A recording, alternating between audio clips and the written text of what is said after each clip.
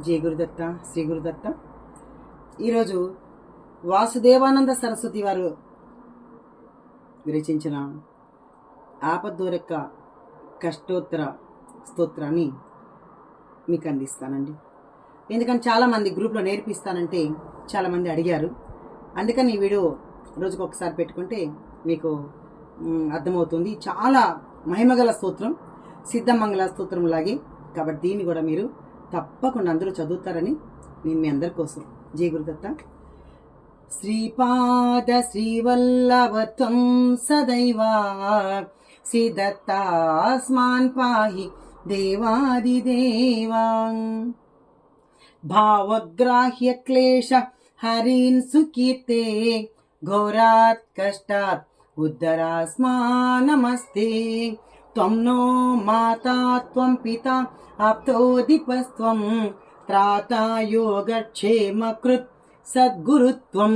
త్వం సర్వశం నో ప్రభో విశ్వమూర్తే ఘోరాత్ కష్టాత్ ఉద్ధరాస్మా నమస్తే. పాపం తాపం వ్యాధిమాదించ దైన్యం భీతిం క్లేశం త్వం హరాసుతో ధన్యం.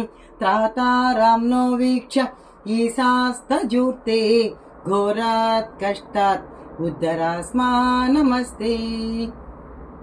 నాన్యాస్త్రాతనాపి దాత న భర్త త్వత్తో దేవత్వం శరణ్యోకహర్త. కూర్వాత్రే అనుగ్రహం పూర్ణరాతే ఘోరాత్ కష్టాత్ ఉద్ధరాస్మా నమస్తే. ధర్మే ప్రీతిం సన్మతిం దేవభక్తిం సత్సంగాప్తిం దేహి భుక్తిం చ ముక్తిం. భావాశక్తిం చ కిలానందమూర్తే ఘోరాత్ కష్టాత్ ఉద్ధరాస్మా నమస్తే. ఘోరాత్ కష్టాత్ ఉద్ధరాస్మా నమస్తే. ఈ స్తోత్రాన్ని రోజు కనీసం ఒక్కసారైనా చదవండి. ఇది కష్టంగా అనిపిస్తుంది, కానీ ఏం కష్టం లేదు. Nothing is impossible. ఏదైనా నేర్చుకోవచ్చు. శ్రద్ధ ఉంటే, దాని మీద పట్టుదల ఉంటే, దాని మీద సంకల్పం ఉంటే తప్పకుండా మనం నేర్చుకోవచ్చు. ఇది కష్టాలు వేరు, భయంకరమైన కష్టాలు వేరు కదా. భయంకర కష్టాలు సైతం పోగొట్టే స్తోత్రం ఏదన్నా ఉందంటే ఆపద్దోర కష్టోత్తర స్తోత్రం. కాబట్టి దీన్ని మీరందరూ కూడా పఠించండి. ఒక 2-3 సార్లు ఒకసారి మీ దగ్గర పాంప్లెట్ కూడా గ్రూప్లో పెట్టాను. అది పెట్టుకొని ఒకసారి ఎక్కడెక్కడ తప్పులు అన్ని రైట్ చూసుకొని ఇది కూడా మీరందరూ నేర్చుకుంటారని మనస్ఫూర్తిగా కోరుకుంటూ జై గురుదేవ దత్తమ్మ.